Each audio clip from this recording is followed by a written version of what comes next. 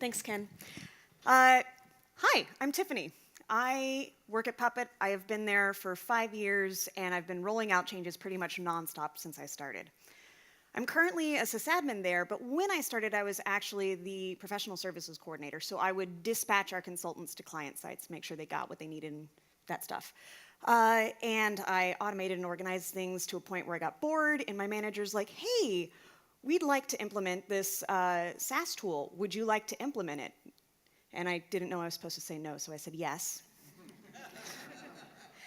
And it was basically implementing if Wikipedia and Facebook had a baby for business, it was that. It was called Jive. And implementing that, I learned a lot of lessons, and I picked up a lot of deep scars.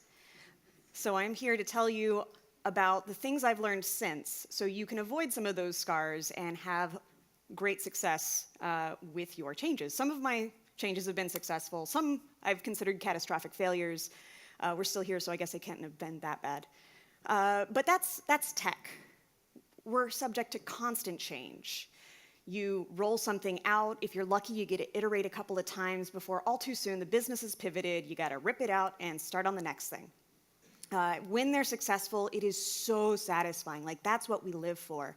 But when they fail, they're the worst. The people who are rolling out the change hate the people who are resisting the change. People resisting the change resent being told to change what's been working for them forever. They end up not actually adopting the change. You get shadow process and like shadow IT and subverted processes. The problem is still there because no one actually picked up the new thing, which means in 6 to 18 months, you're going to go through it all again. Everyone's emotionally drained. Nobody trusts you anymore. It's the worst. So the nerds that study this stuff, oh, I have a clicker. The nerds that study this stuff have come up with some frameworks that are really good for ensuring that when you roll out a change, the humans adopt it. It's not just making a PR and it gets merged into your set. You need to make sure that humans, the fragile part of your system, are going to do this. One of my favorite ones is called ADKAR. It's how to communicate the change to people. This stands for awareness of a problem, desire to solve the problem, knowledge of how to fix it, the ability to fix it, and reinforcement because we are all human. Before you start communicating, though, my personal favorite part of all change management things is the stakeholder interviews. While you can use some of these to, say, change manage your fitness or diet or whatever, self-help things, what we're focusing here is change with other people. Your little circle of change has edges on this problem space with other humans, and you need to take time to do interviews with a representative set of your stakeholders. You want to not just gather requirements. What you want to do is you want to gather stories. You want to understand their context. Don't tell them you've got a grand, glorious plan for rolling out this new thing. What do they think? What you want to do is like, here's the problem space. What do you go through every day? What hurts your soul deep inside that you have to do this regularly? What aspirations do you have? And you want to not do a lot of talking except for digging. You want to write down everything they say, hopes, dreams, nightmares, and then ask them to go back and categorize this. Like, if we were to roll out an improvement process, what are the things that if we didn't do this, you would set the building on fire and run away screaming? What are the things that are just plain common sense, like it should do this? And what are the things that it's probably not going to wash my dishes for me, but if it did, that would be great? Pie in the sky section. So with Jive, when I did that, I would talk to the support team. What the problem space was we had support used one tool, our consultants used another tool, sales used a third tool. And so we were all dealing with the same customers, but in 3 different tools. And this led to a lot of mixed messages, unhappy times. Like, we'll get into some of that. And so I had stakeholder interviews with sales, our consultants, and support. Found out the things that I didn't even know were problems, but really caused people to stay awake at night. So, should not touch laptop. Cool. So with the ADKAR method, this is building your awareness of the problem space. If I could go back in time and tell little Babby Tiffany one thing, it would be that any change you're going to roll out, you need to enable to be fallible. You need to be able to make a promise to the people you're interviewing that if we end up breaking this, we're just not going to roll with it. Like, if it's going to be that catastrophic for you, it's not worth it to us. That's letting them know that it's not some dictatorial thing from above, but they're actually part of this. You're inviting them to be owners in this change process. That being said, you're not going to be able to satisfy everybody's needs. It's not a perfect world. No tool is perfect. Otherwise, we wouldn't have jobs. So you've interviewed people. You started building out your tool. Go back before you launch to everyone else and say, hey, that thing you wanted, we got it, even if you're going to do it the entire time. Let them own it. Let them, like, yeah, that thing I told them to do, they did it. But also tell them, like, honestly, hey, I heard you when you said that you needed this specific thing, and we tried very hard, but it turns out that over on the sales side of the house, they have this other need that competes, and when we evaluated it from business context, like, we have to meet that need first. And so you'll build a little bit of understanding that, of course, they still want a tool that's going to wash their dishes, but at least they know that you heard them, and you're going to help build a little bit more of an evangelist rather than an enemy. And if you're making a change, you want evangelists, not enemies. So you've done your homework, you've interviewed your people, run your plan by your stakeholders. Now it's time to roll things out. Start with the tigers. What are the terrifying things that are going to happen if we do not do this? We're a bunch of tech nerds, so we tend to think feelings are weird and gross and not like them, but you need to go for emotional impact here. The thing about tigers is if they're coming, they're lying in wait, and you say, all right, so the exits are to the back, there are two on the side and two in the entrance. People are going to stay falling asleep. What you need to go is, people, there's tigers, oh my God. Then they wake up, then they can hear you where you're going. So you want to really go for the emotional impact. Charts are nice, but charts don't wake people up. Things that are good are having images, stories, something that they can relate to. Recent examples are the best. So you remember that time where you were trying to solve a customer problem for 2 weeks, and then you just happened to find out that one of the consultants wrote a module to solve that problem for them already. And if you just knew who to talk to, it would already be there. They'll be like, that would be nice to fix. So use that in your pitch. Go back to those interviews that you had in the beginning with your stakeholders. Future threats can also work, but they need to be believable. Not like, if we do not move to Kubernetes tomorrow, we're all going to wither away and blow away in the wind. They won't believe that. What's really good is something concrete that they can actually see or is coming down the pipeline, like ACA changes, GDPR, like something that you cannot escape. You're going to be stuck with this.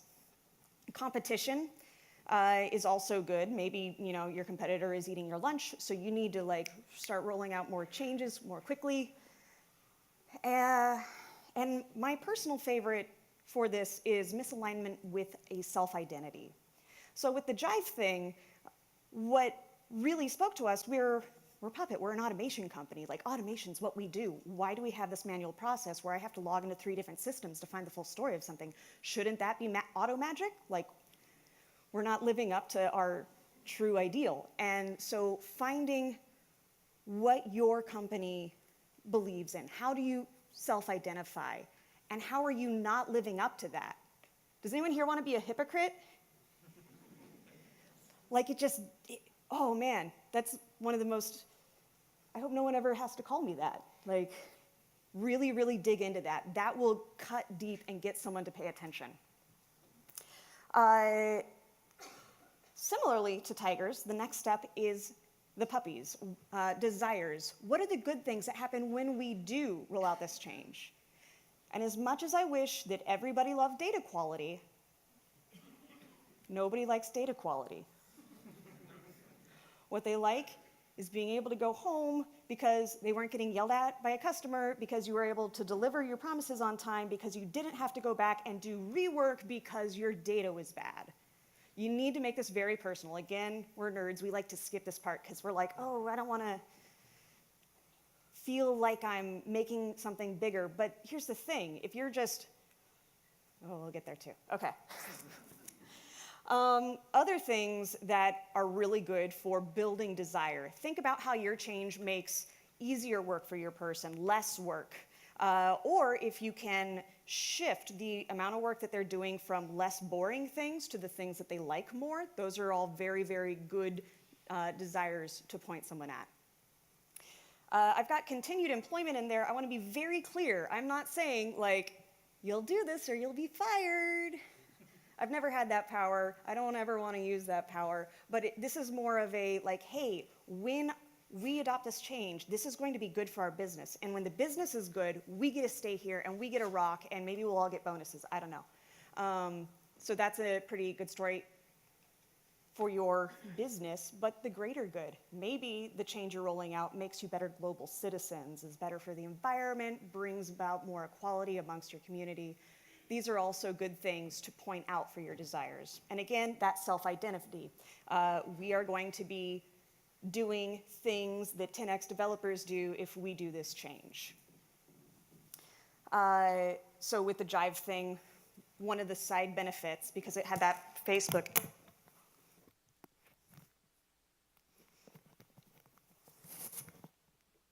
are we good? Awesome. Because it had that Facebook aspect, I was able to say, we have such a fun culture, and this is going to enable us to be more fun. We can have rooms where we talk about karaoke. We can have rooms where we talk about Magic the Gathering. We can have rooms where we give pro tips to new parents and, like, tell them how to deal with being new parents. And that was able to get, like, enthusiasm, like, oh yeah, I can have fun at work. This tool will enable me to do things that I like. Okay, now, only after you have pointed out the tigers laying in wait and pointed people to their glorious puppy-laden future, then and only then do you move on to the details. Never, ever, ever start here. If you start with the details, people will either panic or fall asleep immediately.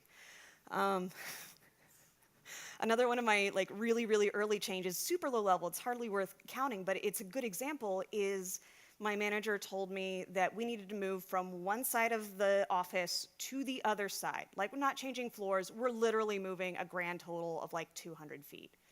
And so I'm like, okay, cool. And I made the floor plan, I figured out like the most logical place for people to sit, and then I sent out an email with this floor plan and everyone went, but why are we moving? And I came from the military, like, can I switch out for the handheld? Yep. Thank you. I'm from the military. Like, someone says, you move, you move. I had no idea why we were moving our desks. We just got told to. And the amount of resistance, people lost their stuff, not like physical stuff, but they lost their stuff. They're like, but I have this window seat. I've made friends with the sparrows. Like, why are we moving? It's dark and there's a bunch of neckbeards over there. So always start with the why are we moving? Never go straight to the details. Who here has had a JIRA ticket or something and somebody rolls in one day and says, hey, we've got a new field. And so when you discover a bug, I want you to tell me if it's this kind of bug or this kind of bug or this kind of bug. And then we'll have metrics. Yay. And then like 6 months later, nobody knows what that field is for and no one's used it, right? You never start with the details. Now, also on the knowledge base. Again, standard in tech is a lot of, we like to read documentation. We like to just go find it for ourselves. Who here has heard of RTFM? Okay, for those of you who aren't, that stands for Read the Flippin' Manual. And it's an anti-pattern where sometimes if you're a newbie and you're like, I don't understand this thing, can you help me? The really grouchy people that you don't want to work with will say, let me Google that for you, or read the manual. They'll like make you feel bad for not knowing everything that they've known. They think of it like some sort of game where like you have to go through the exact same pain that I went through to get this knowledge, otherwise you're not worthy. And you don't want that with change. You don't want people to have to like feel bad about themselves in order to do the thing. So fight your inner RTFMers. And again, we're a bunch of nerds. We love details. And it means that we're really good at explaining in our own learning style. But people have different learning styles. People have multiple learning styles. And the more learning styles you can apply to your new process, the more adoption you're going to get. Every hurdle that someone encounters in adopting your change means that you're less likely to see that change sticking 6 months down the road. I forgot my timer. Where am I? Cool. So here I've listed learning styles, which is great for someone who is likes visuals or likes words, but maybe this one's better. So you can like differentiate. There are people who have different learning styles. Some like to learn alone, some like to learn in groups. This is really the command line versus GUI issue. Like you're really dealing with the same logic sets often. It's just, do you like typing the thing or do you want to see a visual manifestation? Be sure to use multiple learning styles when you are rolling out the details. And you don't have to do a million different efforts.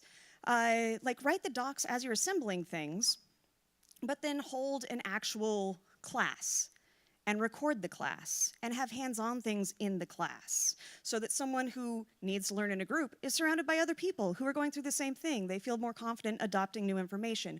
If they're solitary, they can watch the video. If they're auditory, they're hearing it on the video or in person. Like, it's easy.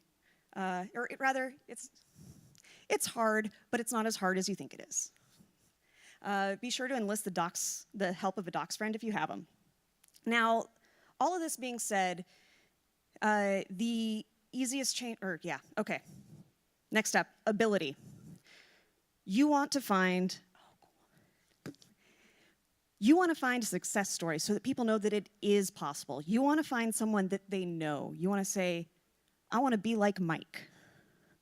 If everybody likes Mike, that is so much better. You want to script the steps that have made Mike successful. You want to walk through the logic and eliminate as much ambiguity as possible. It's not just Mike troubleshoots the problem when he gets there. It's a playbook. What are the specific things that you think of in that order? The more you can describe this as a story, the more it'll stick in people's heads. Like, that's what stories are about. It's about getting somebody else's experience and getting it to stick so that you don't have to go through the same pain. All of this being said, the best changes are the ones you don't have to think about. They're the ones where it's impossible to screw up. Like, you don't have to have this fiddly you don't have to have anything fiddly. This is called clearing the path. Because we're in tech, we tend to like our fiddly things. We like building cool things that solve problems, but we like solving our fiddly things. We don't really like learning. We only have so much attention, right? So even the nerdiest of us will get lazy or tired or be overwhelmed with something else that's on fire. You want to make this dead simple. Ask your UX friends, like, is there a way I can make this easier?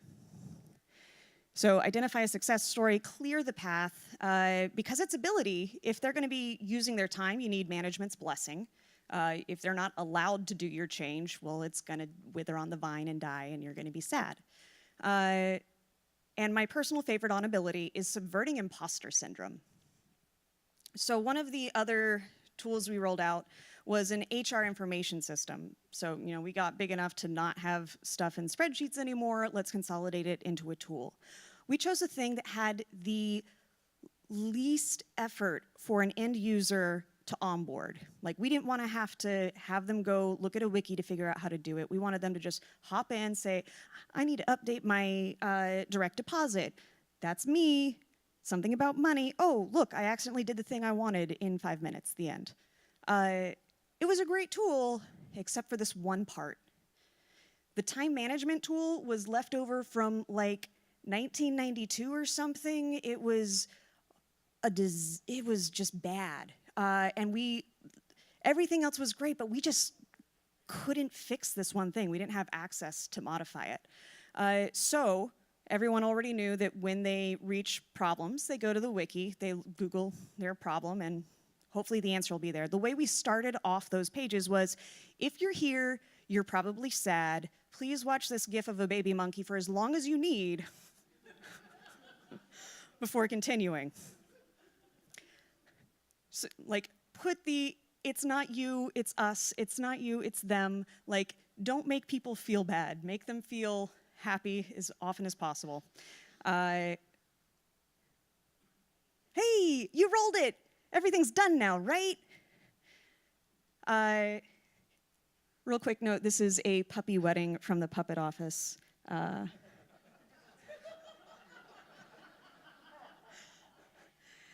Change is a commitment. You need to keep coming back. You need to work on it. So, one of the best ways to do that is showing improvements, continually iterating. It's DevOps. We all believe in iteration, but how often do we say, yes, I will get that in V2, and then V2 never happens? Use your calendars. Before you launch the thing, have scheduled, at the end of 1 month, I'm going to send out a survey or some sort of information gathering thing. 1 week after that, I'm going to have come up with some stuff, and then like map it out, make time commitments before you even go. Otherwise, oh, we'll have that date next week. Next week, next week. That's what happens, right? Okay, so when you show improvements, be sure to communicate those broadly and widely and attribute the improvements to the other people. Like, change doesn't happen singularly. They're all involved. Let them enjoy some of that ownership. Like, we heard that you think that this thing really stank, and so we fixed it, and now it's less stinky. Thank you for telling us that. People will be more likely to give you good feedback or negative feedback. Give you feedback when they feel heard and validated.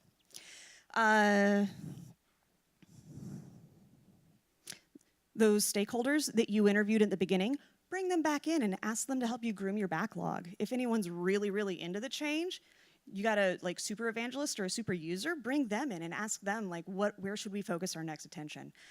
You do not have to carry this weight alone.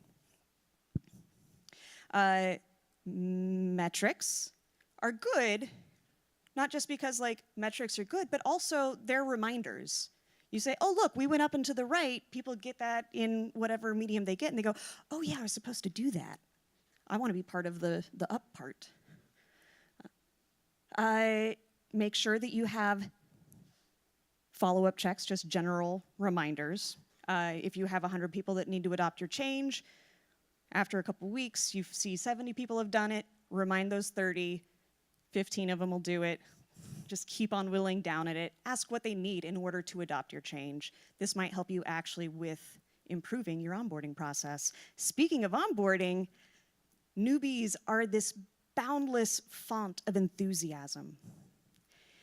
If you can make your new process, your new tool, easy for them to find, easy for them to understand, make them feel like they're smart and contributing on their first or second or whatever day, you're going to get an easy evangelist. Tap that font, like, so good. If you have the power to end-of-life support for the previous process, do that. We don't always get that benefit, but there's nothing like saying, we're turning it off May 1st to make people move on to the new thing. All right. Okay. We've reached the general end. Summary slides are coming out. If you like taking photos for like a simple reminder, do that. I'll probably count awkwardly. Let's go. All right, the AGCAR method. First, make people aware that there's a problem. Point out the tigers. Be sure that you're going for something with emotional impact. 2, desire. Point them to the glorious puppies. Make it personal to them. 3, knowledge. Never start here. It's in the middle for a reason. Ability, make sure that there's nothing blocking people from doing the thing you want them to do. 5, reinforcement. reminders, iteration, over and over and over. If you're like, man, I want to be one of the organizational change management nerds too, you might be interested in one of these books, because I enjoyed them. 5, 4, 3, 2, 1. And I never know how to end these, so thank you, everyone.